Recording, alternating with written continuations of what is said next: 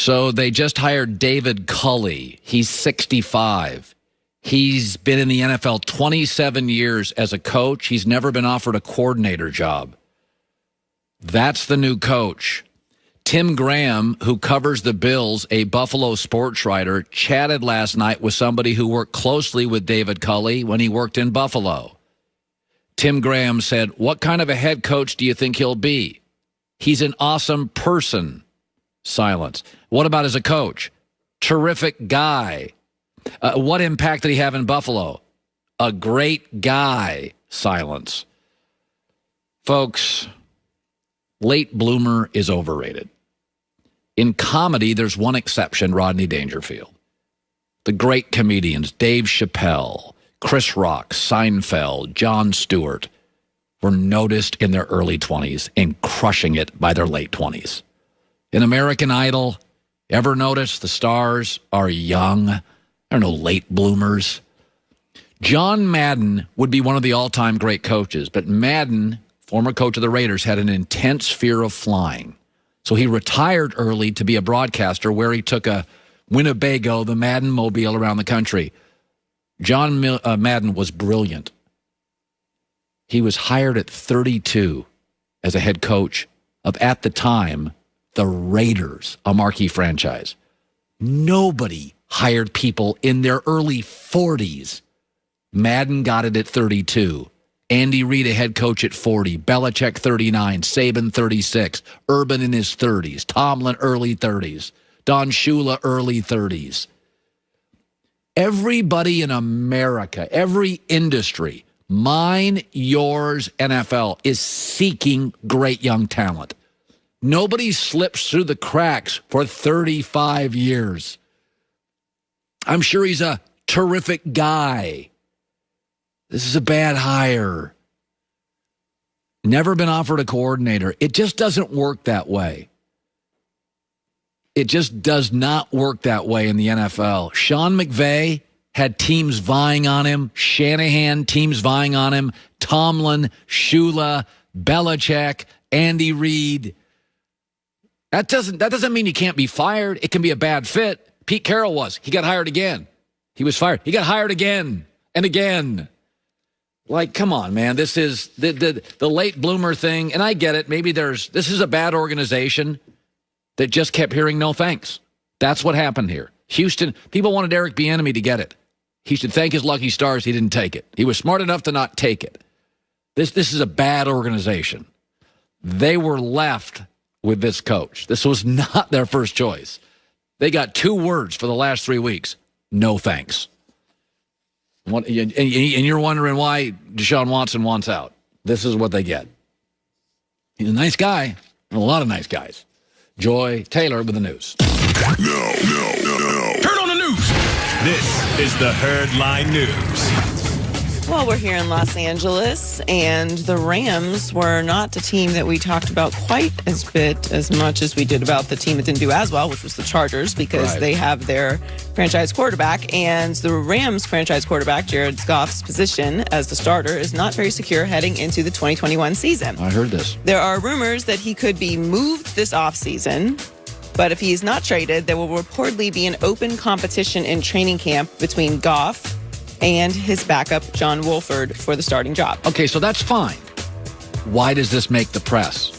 It makes the press because the Rams wanted out, because the Rams went to Goff's agent and said, hey, we did you a solid. Take a haircut on your neck. Take a haircut now. Let's redo the contract. The agent said no, and so they're going to embarrass the client and put listen, I don't have a problem with doing this, but why does it make it out? We always say this. Stories get out because somebody wants them out. Goff doesn't want this out. No. And I mean, when you think about it, and no disrespect to John Wolford, but it's a bit ridiculous.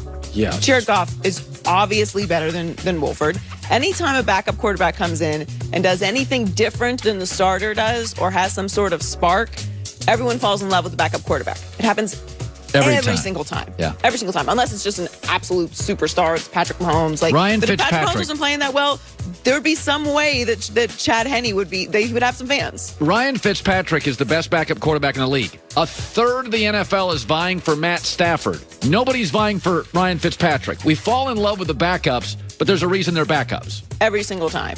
But to your point about his contract, Goff will take up $67 million in cap space over the next 2 seasons. He has a cap hit of $35 million next season, $43.325 million in fully guaranteed payments due over the next 2 years.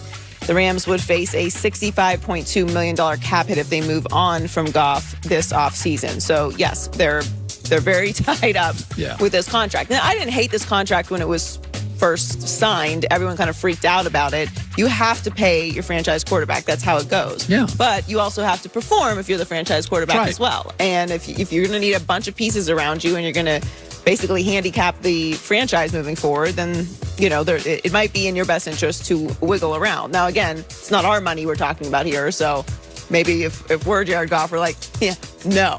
Right. I'm not doing anything. I earned this money, and this is what you made me. You chose to give me this contract. You guys figure it out. By the way, if I take less money and restructure it, and in a year you don't like me, then I go somewhere else, and I've given up that money, and I never get it back. Yeah. So I get Goff and his agent's position. Exactly.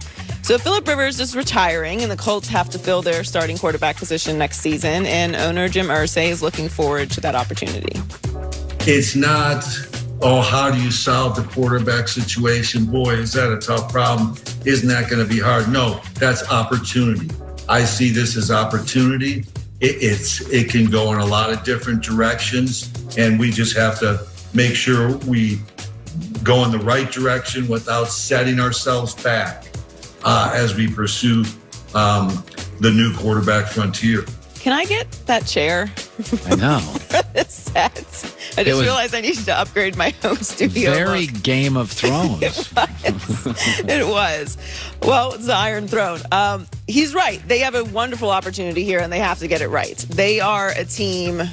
I would even put them slightly ahead of.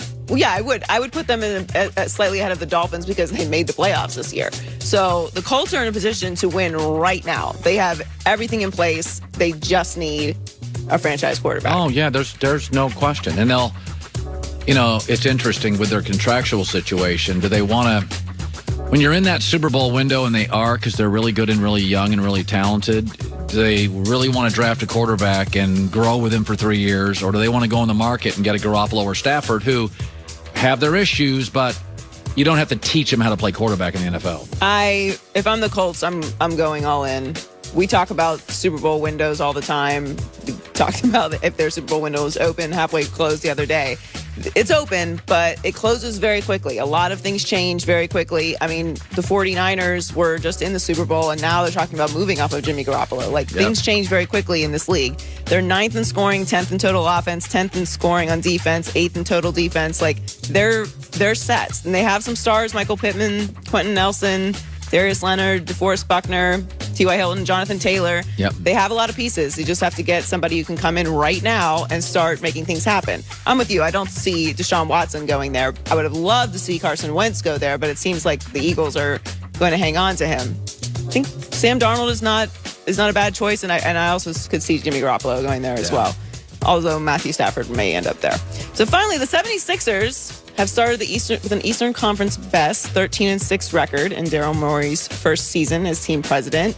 And he is very open about his expectations for the team this year. He said, I think we're pretty championship or bust. Doc Rivers obviously has won a title. I haven't gotten there yet. Joel and Ben haven't gotten there yet. You go into every season hoping to win the title. Not a lot of teams have that chance, but we absolutely have a chance, and we're going to continue to work hard until we give ourselves the best chance possible. I think we have a very good chance. Well, they controlled the Lakers last night. Now it's just a game. Lakers almost pulled that off, by the way. Talent's never been their issues. It's always been fit and chemistry. The talent's fine. Tobias Harris, Embiid, Ben Simmons are all very talented people. It was just putting it all together.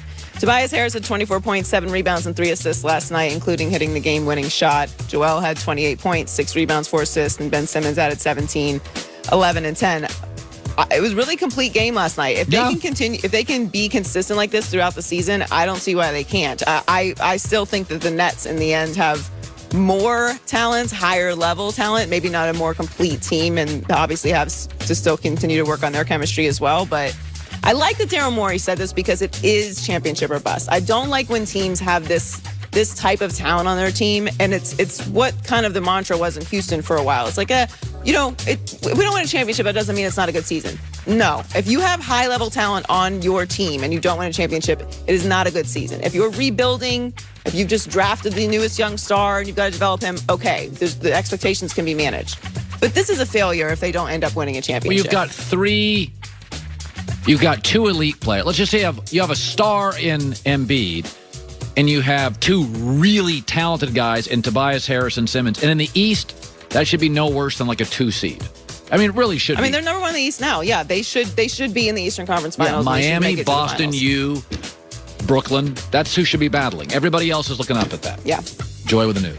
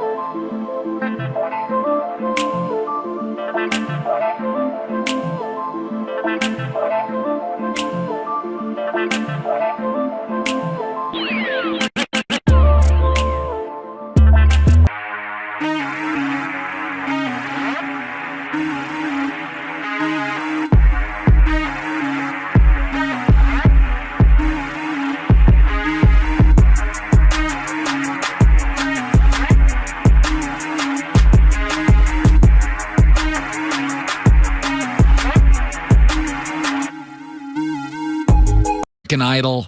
Ever notice the stars are young? They're no late bloomers.